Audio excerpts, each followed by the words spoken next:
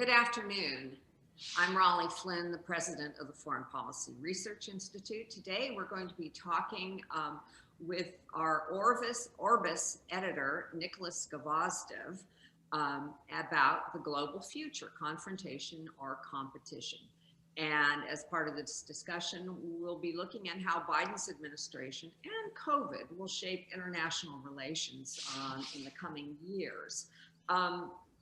I would like to introduce first Nick Gvosdev, for whom many of you, he doesn't need an introduction. He's our dynamic new editor of Orbis, which is FPRI's journal on international affairs. He's also a senior fellow and has been for some time now in our Eurasia program.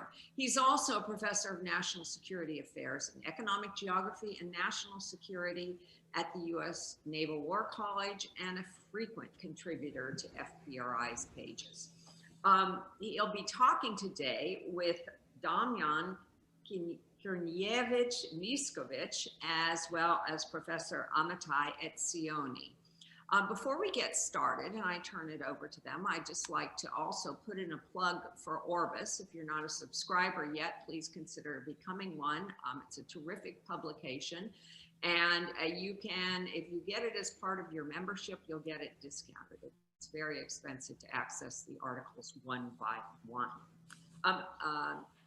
If you have questions, we'll be going to Q&A about halfway through the program. Please put them in the Q&A box, not the chat. Put them in the Q&A box. In the chat, we'll be putting up maps if any of them relate, if it's appropriate, to the discussion. We've also will have a link to get more information about our Orbis, our journal, as well as we'll be recording this so that it should be available within 24 hours afterwards if you missed any part of it or would like to share it. So without further ado, let me turn it over to Nick. Thank you very much, Raleigh. It's a real pleasure to have everyone here with us today for what I hope will be an interesting and stimulating conversation as we look forward into the dynamics of global affairs in the 2020s. I'm really pleased to have two of the authors of articles in the current issue of Orbis, the winter 2020-2021 issue, to be able to speak with us. And also pleased to have these two particular individuals with us. Amitai Etzioni, professor of international relations at George Washington University, a leader in the communitarian movement, a scholar and practitioner whose works have been quite influential over the decades, and who I am proud to have had not only as a mentor, but now as a friend and colleague. The latest venture that he is starting, which I encourage everyone to take part in, is a new platform for civil discussion, civildialogues.org. I'm also pleased to have Damjan Krnjevic Miskovic with us, also a friend and colleague from many years. Damjan is now the Director of Policy Research and Professor of Practice at the ADA University in Azerbaijan, on a leave of absence from the Center for International Relations and Sustainable Development. Both Amitai and Damjan are in a way scholar practitioners, that they not only study events, they have taken part in shaping them. Amitai, certainly most notably during his service in the Carter administration, Damjan as an advisor to the President and Foreign Minister of Serbia in the 2000s, and as a special senior advisor to the President of the United Nations General Assembly in the 2012-2013 year. And so we are lucky to have them here. They wrote two very provocative and interesting essays in the winter issue.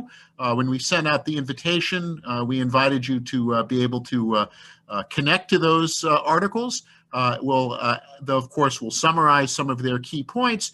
But what makes this an interesting discussion is that their starting points are, as they look forward, is whether or not the default setting for world affairs is likely to be competition and rivalry, or are we likely to see, particularly in the wake of the pandemic, a greater move towards cooperation, institution building, shared solutions to global problems.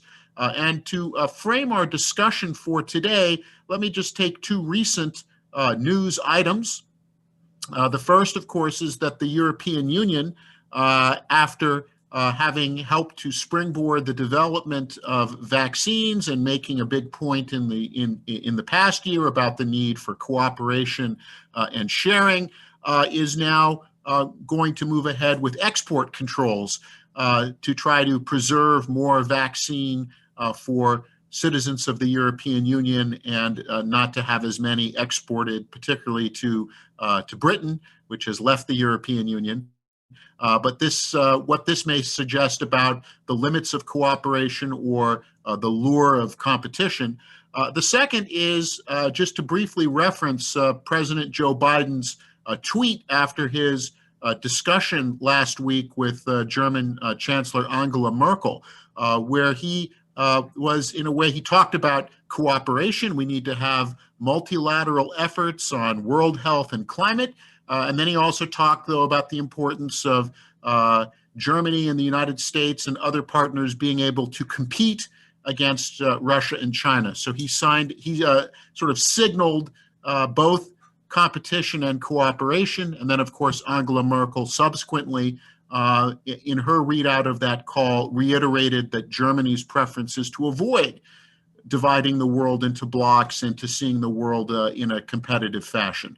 So some interesting signs that suggest that as we move into the 2020s, both cooperation and competition may be driving themes. What I'd like to do first is to turn to Amitai, ask him to give some opening remarks based on his article and based on what he sees. Then I'll turn over the floor to Damjan to do the same. So Amitai, the floor is yours. Thank you. Thank you, Rolly, and especially to you, Nick, for the opportunity to first publish this thoughts about which I care a great deal, and to have a discussion here and for your generous introduction, especially mentioning our new platform, Civil Dialogues. Let me also say, because obviously our time is short, so I'll have to talk in shorthand.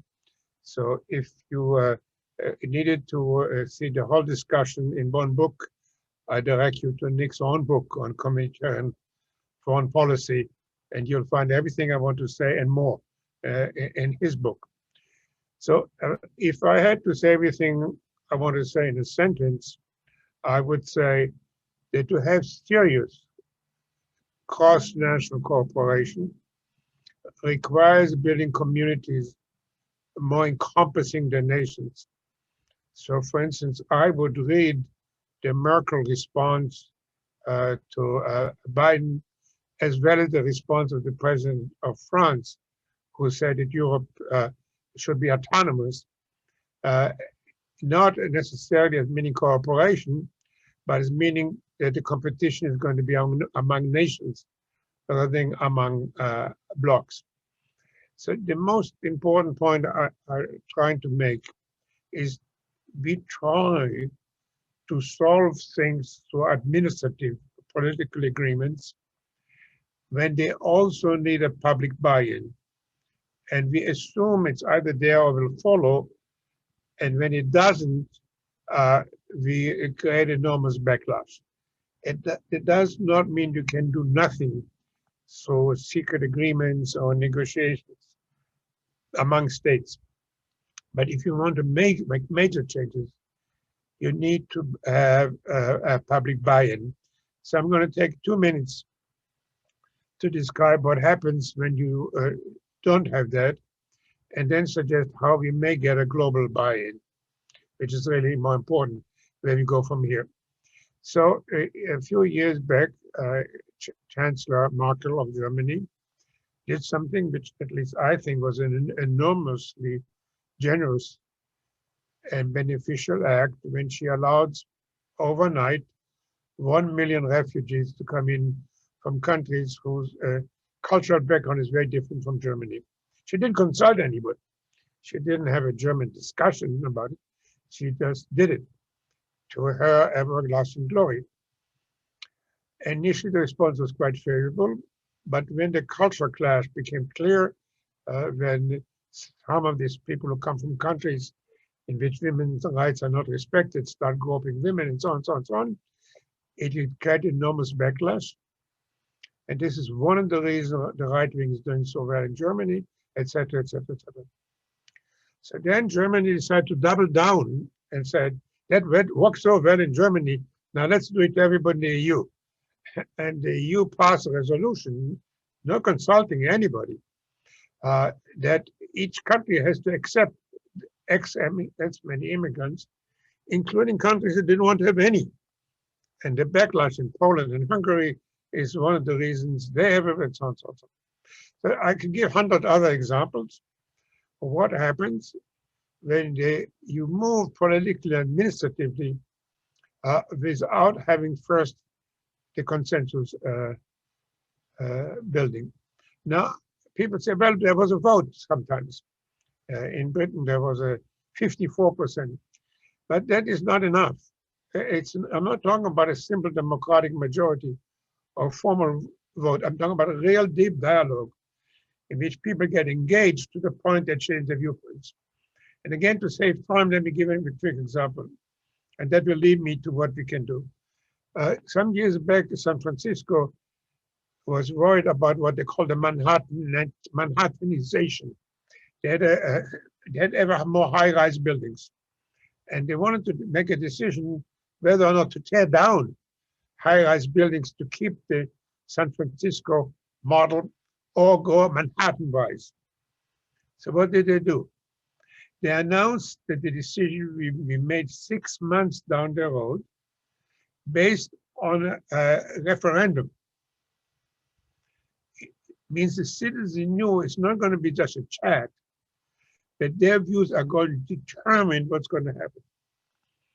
Over the next 6 months, there were endless conversations about plumbing and taxation and beauty, in which most citizens were engaged. They all became board experts on high-rise buildings. And when in the end, they voted, and their vote was well accepted. To move now, we imagine a global situation, and of course a fantasy, which explains to you why international cooperation is going to be so difficult. But assume the following fantasy.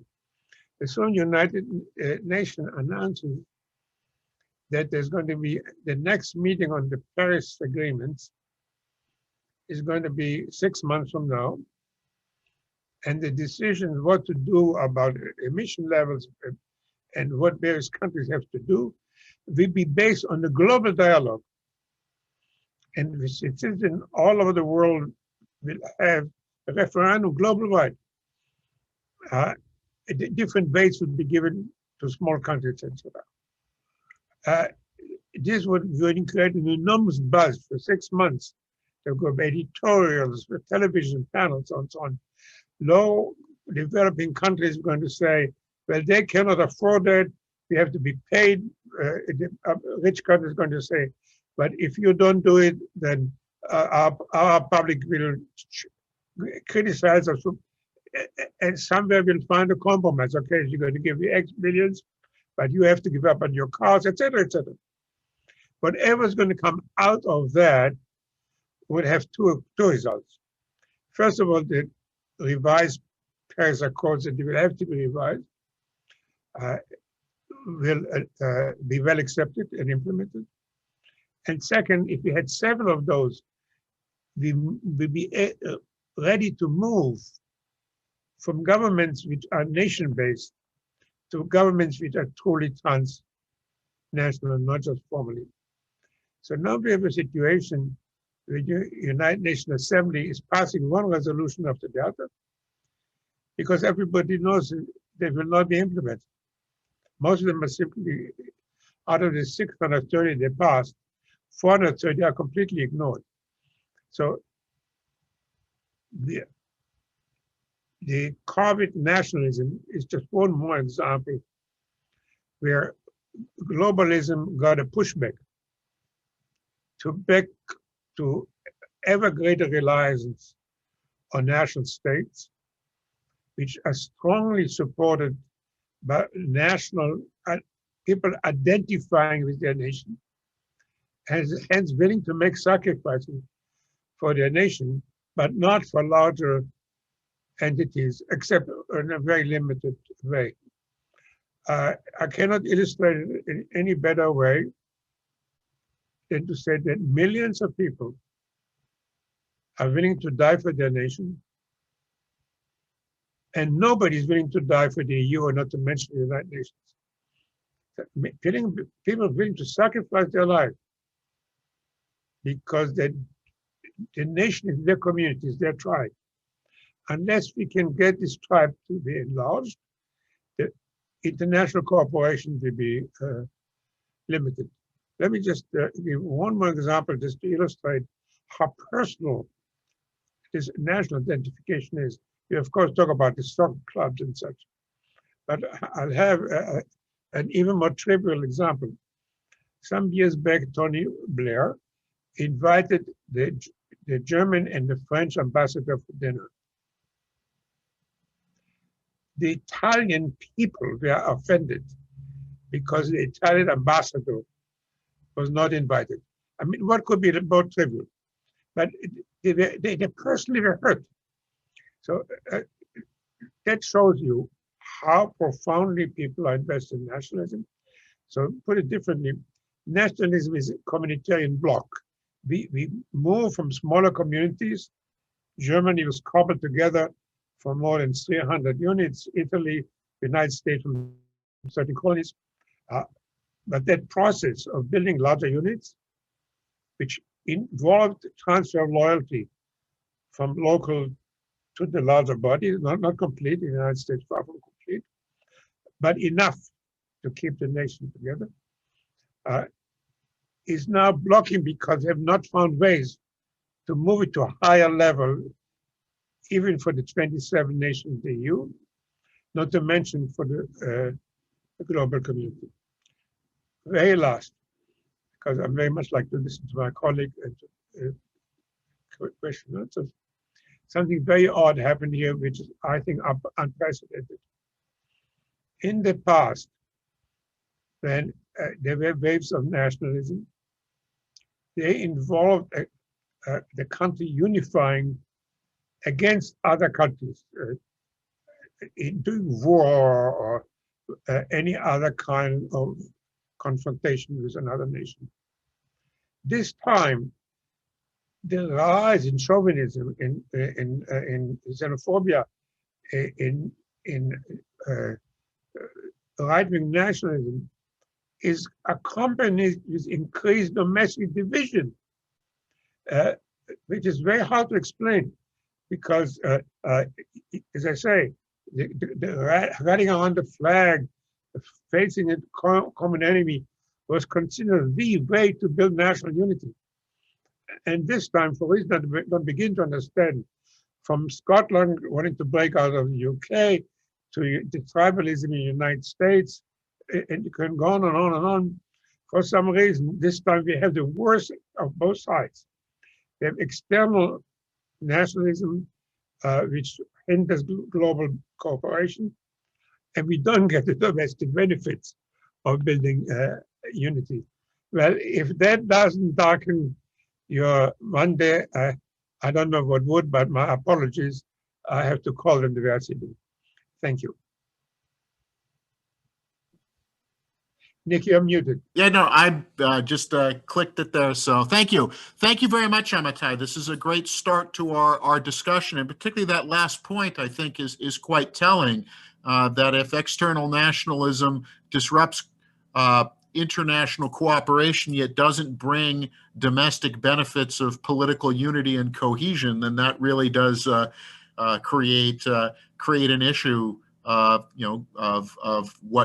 what we're likely to see, and a sense of turbulence for the years ahead. Damjan, I'll turn the floor over to you. I don't know if you'll be any more add to our pessimism here that Amitai has left us with, but certainly like to invite you to take the floor and present your opening thoughts. Thank you very much. I'm happy to be here today. I thank FPRI for hosting, of course, Nick for for doing everything that he's doing, including for having effectively relaunched Orbis with a wonderful inaugural issue. And of course, thank you to the audience who will bear with us as we say what we need to say and then hopefully engage in a discussion. I would like, with your permission, Nick, to say just a few words about my article and what prompted me to write it, and then join in the pessimism, let's put it that way. Everyone remembers Fukuyama's End of History article, but when was the last time that you read it?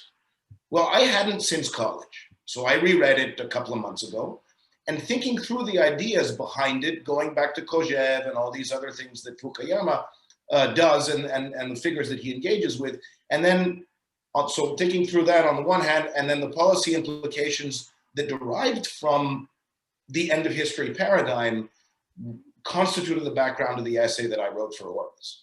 And what's important, I think, for me at least, what was important was that at the time, in one way or another, this end of history paradigm was embraced by both parties in the United States, and it was embraced on both sides of the Atlantic. But there was a twist. The rest of the world would become like America or like the West. But America or the West had to make sure that this embrace was permanent. So you had the Gulf War, you had the Yugoslav civil wars, American enforcement, Europe as a sidekick, everyone else going along. Now, the best example of this way of thinking was something Madeleine Albright said in 1998. This is just a wonderful quote, terrible at the same time. If we have to use force, it is because we are America. We are the indispensable nation. We stand tall and we see further than other countries into the future, and we see the danger here to all of us. And that way of thinking, whether it was the febrile version that was, the Madeleine Albright version, or a more modern and gentlemanly version that came both before and after, that paradigm that has its roots in the End of History article by Fukuyama was largely uncontested for about a decade. And then came 2008. And two events happened over the course of about 40 days. First, Russia calculated correctly that the West would not go to war over Georgia. It doesn't really matter who started it, what happened, this and that, but the calculation was correct, and we know what happened to Georgia. And then 40 days later, you had Lehman Brothers go bankrupt, which triggered the global economic crisis. Again, details are not important.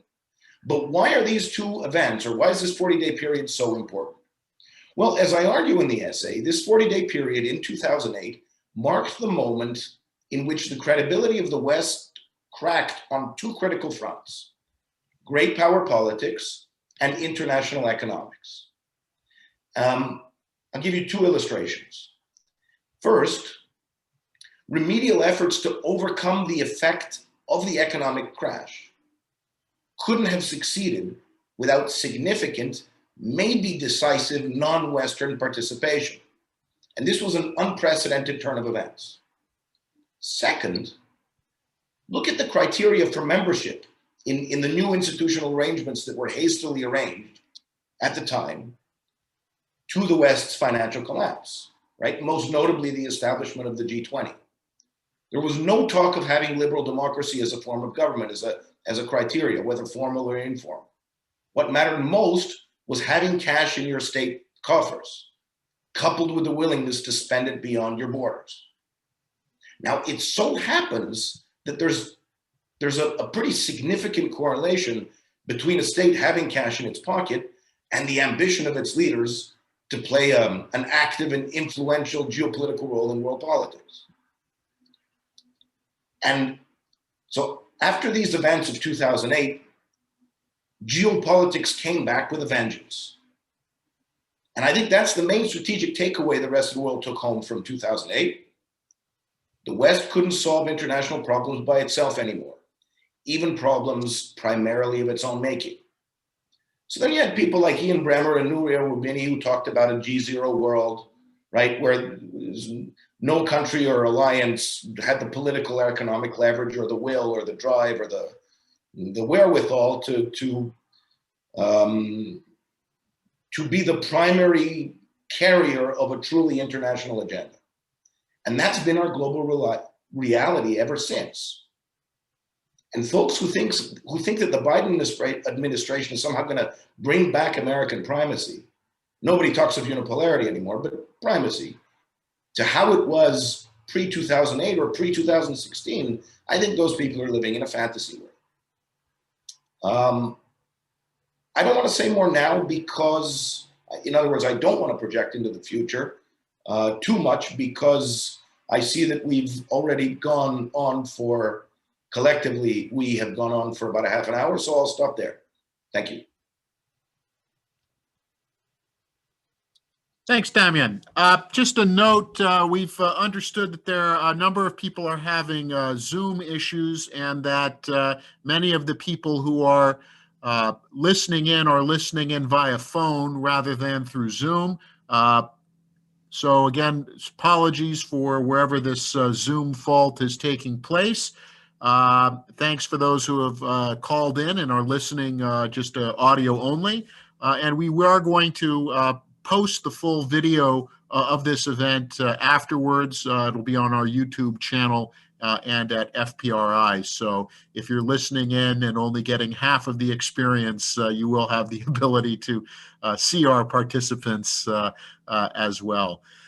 Damjan, I wanted to, just from what you finished with and tying it back to Amitai, your discussions as well, as you were both speaking, I was struck by a recent Peter Beinart column where he was speaking about many of the people who are going into the Biden administration as essentially the children of 1989, that the people that are occupying most of the key foreign policy positions, as well as some of the domestic ones as well, are caught up in that moment of the 90s, the wall coming down, America stands astride the world like a colossus, communism has fallen, the United States can shape the agenda. And listening to both of you, it suggests that moving forward, we're going to have to transcend some of those attitudes. We're going to have to think more in terms of transnational global buy-in, which does not rest on diktat coming from Washington or even from Washington and the EU collectively, but also that the nature of the world has changed, that power is diffused. It's no longer where a small group of countries can set a global agenda, and that if you choose to ignore that reality, the result will be competition and restriction and rivalry. So just to get your thoughts on that as you look at the administration, and again, Damjan, I can understand you don't necessarily want to predict too much forward, but for both of you, your sense of whether or not you think the Biden administration will be forward-looking in terms of grappling with this new changed environment that you both described. I'll go second. Okay. So Damjan, you pulled the short straw to go first on that question.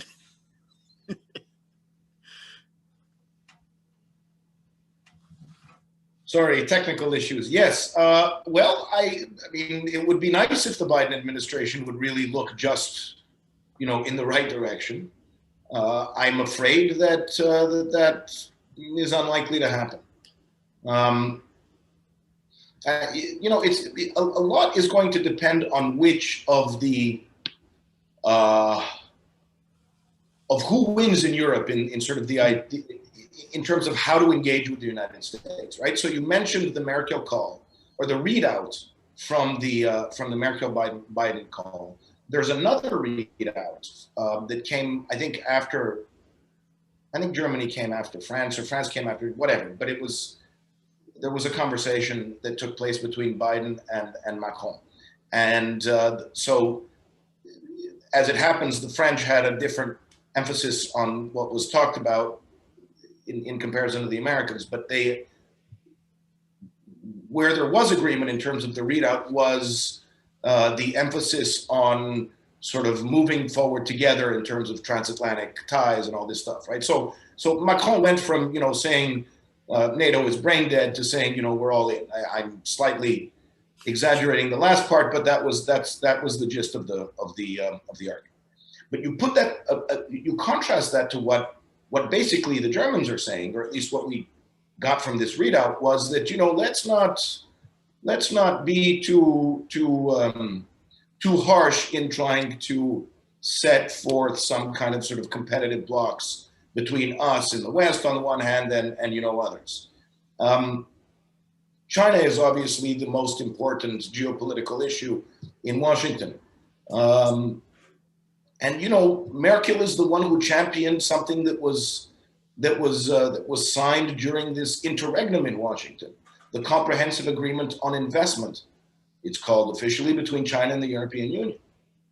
And you know, a couple of weeks later, the Chinese signed another, probably the largest free trade agreement in the history of the world, called the Regional Comprehensive Economic Partnership between China and 14 other Asian states. So the 10 ASEAN countries plus 4 treaty allies of the United States: Japan, South Korea, Australia, and New Zealand. You know, the Trump era idea of sort of, you're either with us or you're with China, which, you know, echoes the second Bush, is one that seems to be maybe attractive to the Biden administration. And yet, the Europeans, maybe even sensing this or anticipating this possibility, have made moves, again, during this interregnum, and the Chinese also made moves with the Europeans and with Asians to mitigate against that. And when you put all that together and lots of other things that we can mention later, it's not clear that cooperation is going to be the #1 priority. Let's put it that way. You know, I participate in my share of these kind of Zoom meetings. I rarely agreed more than what I just heard. So the Biden administration completely buy into the idea that China is the enemy, not an adversary, and they were hope to mobilize the world again in this model, be against them. And as we just pointed out, not only Merkel signed that agreement, the EU signed this agreement on investment, but it did it after the election. With a clear signal to the Biden administration and such. Again, to show just in a very concrete way how much the Biden administration is buying into the Trump idea is when Blinken, who I have to have worked with, and is a very thoughtful and well-informed guy, was asked during a confirmation hearing if China is building concentration camps and commit genocide, which is a booby trap the Trump administration set up on the last day in office in order to either force Biden to pile more sanctions on China, or if he doesn't, to seem weak. Walked right in there and accepted that notion. And when a day later, the Biden United Nations representative started to walk that back and said, well, it's under consideration. Blinken said, no, China committed genocide and so on. Now, not only does Europe not buy into it, and as you pointed out, Australia, Japan, even India, who we keep counting on was going to counterbalance China. Again, this ridiculous medieval concept, like are there already scales? And if India would just put itself on the scale, then it's somehow the notion that Indian troops are going to attack China, or these are all fantasies. So that was, first of all, so the future will determine if the Biden administration will be able to walk back from this idea of confronting China and trying to collaborate, again, to the degree that the international consensus allows that, which now the situation in the Middle East is worse, because the one thing which the American public will just not accept, is another war in the Middle East. And so earlier you made reference that Russia knew that the West will not fight for Georgia. Iran knows that the Biden administration will not go to war over Saudi Arabia or Lebanon or Israel. And so now they are daily prodding how far they can go without getting any pushback. And so they accelerated the building, the processing of uranium. As you know, once you move to 20% enrichment, then to move from 20 to 90 plus, which is the weapon grade, is very quick and easy. The difficult part is to get from 3.5 to 20%. So they just completed to a very large amount. They got to 20%. They now can very quickly rush to get the material they need for nuclear weapons. They're clearly also having programs which are under the mountain, which are clandestine. So they grabbed recently an oil carrying ship. There was another mysterious explosion of an oil carrying ship in the Yemen port. The media, Western media is playing these things down at the moment, but the fact is Iran is probing how far it can push, and it realizes there's really basically no counterforce. So the situation in the Middle East is again showing, as you point out, the weakness of the West, or more specifically the United States, because I'm not sure there is such a thing anymore, almost called the West. Finally, when it comes to human rights, what just happened in Burma is a very good example. Secretary of State Biden said, this must not happen. That's a very bad form of speech, because that implies that you're going to do something about it. Otherwise, it does demonstrate weakness. And so, the journalist in Burma said something which I cannot repeat in polite company. And that's the end of the American intervention. All the other dictators take note. So I'm very sad to say the United States is very, very, very occupied with domestic issues. The amount of energy, attention, and leverage it has internationally is small. The need is immense. And again, I'm sorry, I'm very enthusiastic about the change of office. I wish I could say all kind of wonderful things coming, because we signed the Paris Agreement, re-signed. We're going to renegotiate with Iran. Let's meet again a year from now. And I think my colleague and I will be proven right. It's not a good age for international cooperation. I wish it would be. If I can invite Raleigh to come back in as well. I think I think some questions have come in or been able to come in, and I've had some colleagues reach me through other means to also pose some things. But Raleigh, if I can ask you as our president to join in and convey what the audience may be thinking. Thanks, Nick. Great discussion.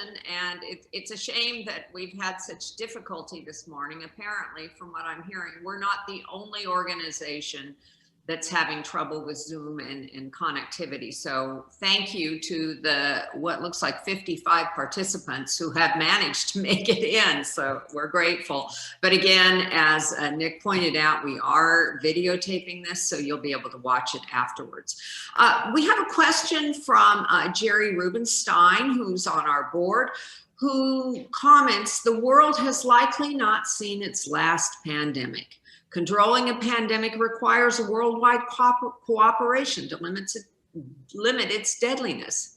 Competing in geoeconomics seems to be shifting more to isolationism and national self-interest. Can these two approaches be reconciled?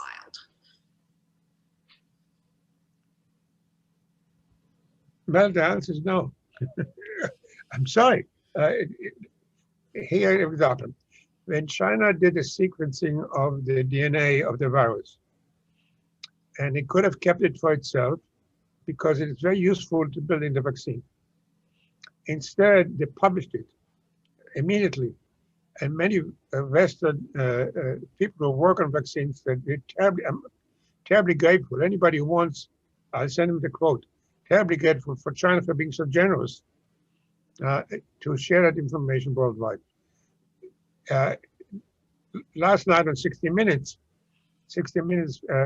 had a unit saying how horrible China is, how it sounds on the usual, actually more extreme than Trump.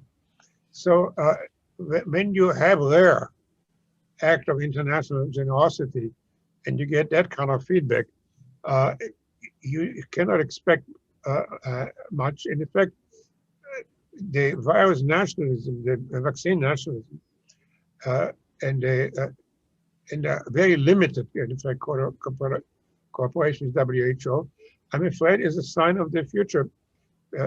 Each country is trying to grab the vaccines, develop the vaccine for itself, and it's one more sign that we need a radical different way of building international communities, so people will have some concerns for other people than their own nation. Just building on that, I know some nations in the developing world, and I know Indonesia, for instance, commented publicly about the problems with vaccine nationalism. What's the long-term impact of what seems to be a growing division between the developed and the developing world over this kind of vaccine nationalism, beyond the health effects? Damjan, would you like to respond to that? Sure. Let me say, in order to have some sort of serious global level cooperation, you need to have somebody who's going to run the show. And right now, you know, who are your usual suspects of candidates, right? You've got the United States, you've got the European Union, you've got the Secretary General of the United Nations, you've got, I don't know, the Secretary General of NATO. You know, who are your, right? And then you've got others. Now, it doesn't seem that anybody's really interested in the job. I mean, it's formally, sort of, in a technical sense, the job of the Secretary General of the United Nations to do that. But, you know, for reasons that are probably beyond the scope of this event, that's not happening. And even if it were, traditionally, the Secretary General of the United Nations can only do this if he's got buy-in from the great powers, and that doesn't seem to be happening. The United States, well, Trump didn't want the job. Biden might, but, you know, it'll get contested. The Europeans, I just don't think that we're, you know, that's in the cards. And the Chinese certainly don't want the job. None of the other even potential candidates, great powers or major powers that could make a play or could think about making a play for global leadership are really interested in it. It's just not, it's not cost effective. It's not geopolitically sensible. And so in that set of circumstances, you have what you have today. And that's not really going to change. I don't see that changing anytime soon. I just said very briefly, I'm going to make a comment about China doing something in this area. I want to be clear, I'm not some kind of a China advocate. I think what China is doing to human rights in Hong Kong and to the Muslim minority is horrible and should be condemned. I wouldn't call it genocide. That doesn't mean it's not horrible and not crimes against humanity. But when it comes to development for their own reasons, not because they're somehow altruistic, they invest very large amounts of money. So the Silk Road project in many countries in Africa, Latin America, and in Europe, they always look for benefits for themselves.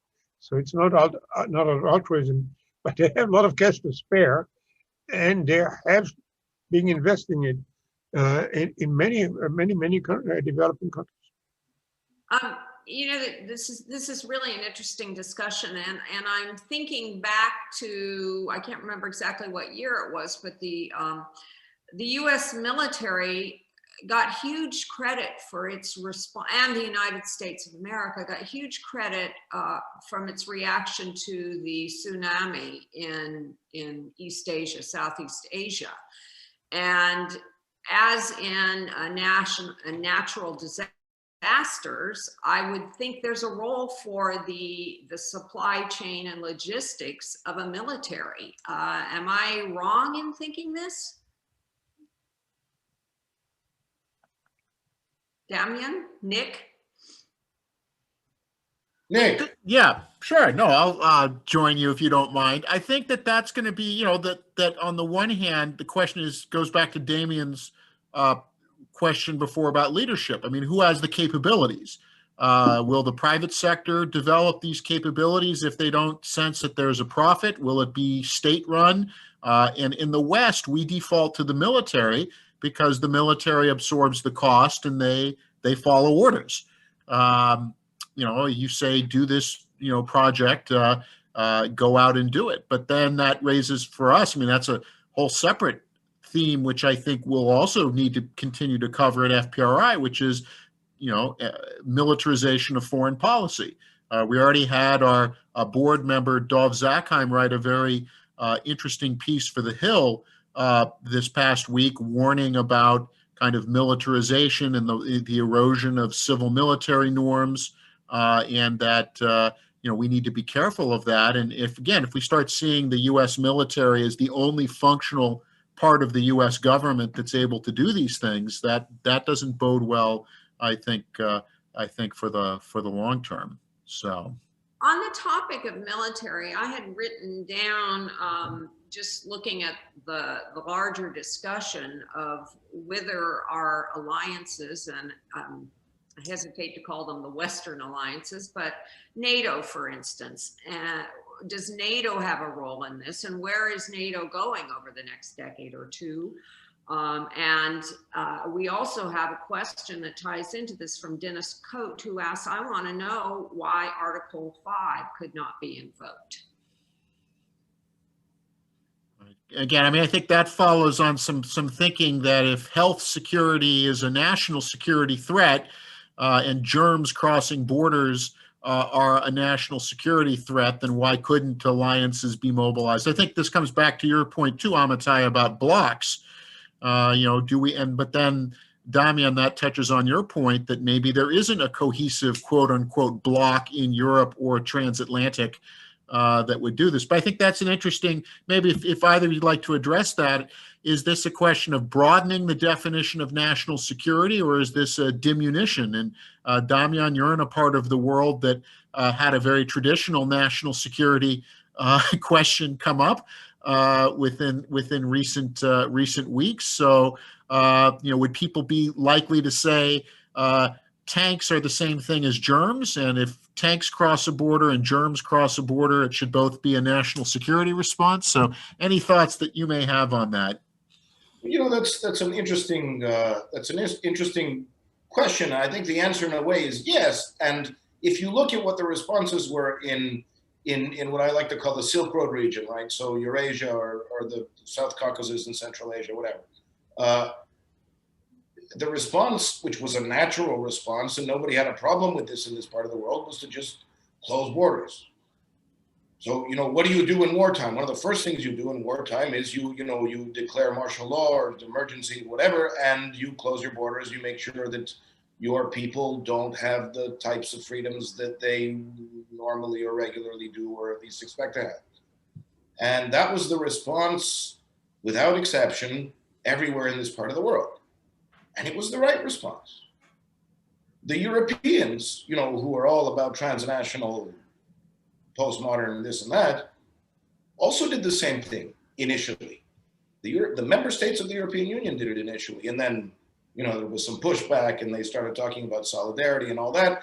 And then they got rid of those, or partially got rid of those sorts of actions. And obviously the numbers went up.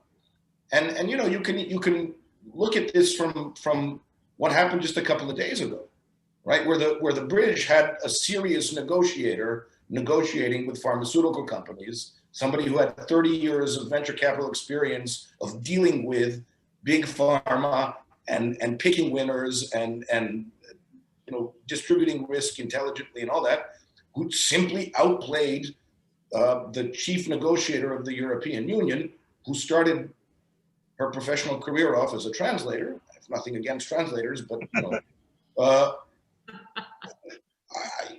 and who just the fact, and who took an additional 3 months to negotiate, similar vaccine deals, purchasing procurement deals, and the boss of this chief negotiator said, "We reject the logic of first come, first served." What do you mean? How can you reject the idea of, if your competitor or anyone else signs a contract before you do, that you think you should get their supply? I mean, it's difficult to understand this way of thinking.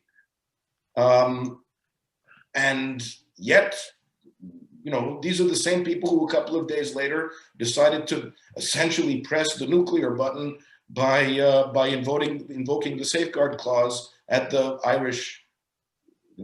Northern Ireland border. Thankfully, somebody told them to stop being silly. But the fact that the European Union, some very senior people in this organization, thought that this made sense in the context of what? Vaccine nationalism. These are not good times. Amitai? Can I just add one sentence very briefly? I was doing dinner sitting next to the general who was in charge of the wars, first in Bosnia and then later in Serbia, Kosovo. And he told me that every time you had to drop a bomb, you had to go to the NATO committee. When 19 members had to agree, and every one of them had a veto on every bombing site. So NATO itself suffers from nationalism, and it's a very unyieldly body. Yeah. We have a question about how is the Biden administration going to respond to peace in Afghanistan and the Myanmar coup? So we've got two things, but more generally, how can we watch what they do, and what are we going to learn from? How can we interpret in terms of what actions they take and what it means for the future? They're going to make so many speeches that they could fill a whole videotape. Damjan, Nick, any thoughts on this one?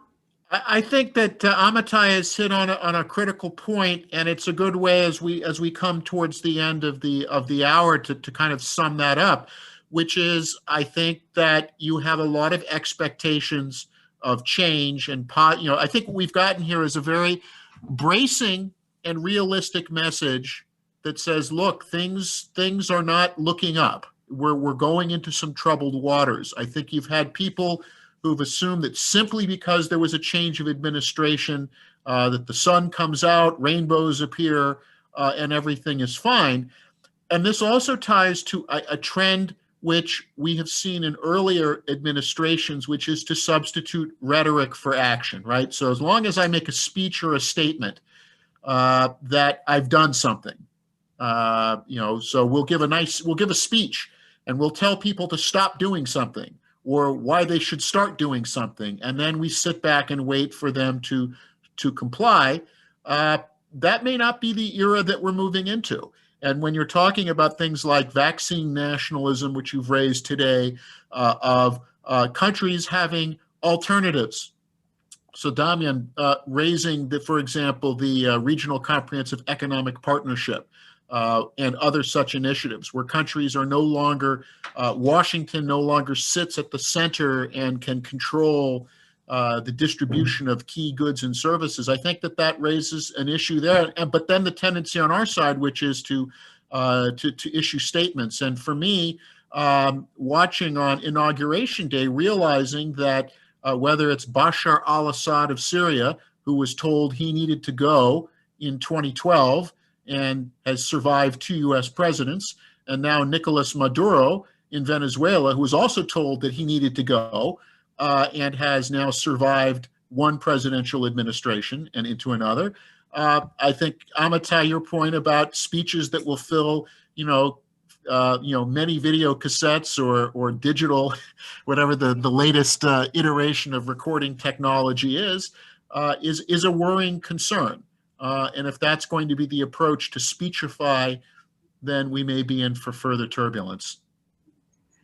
We're coming to the end of our time, so I will turn to our panelists and ask if they have some last comments before we close out. And Damjan, Amitai, whoever would like to go first, go ahead.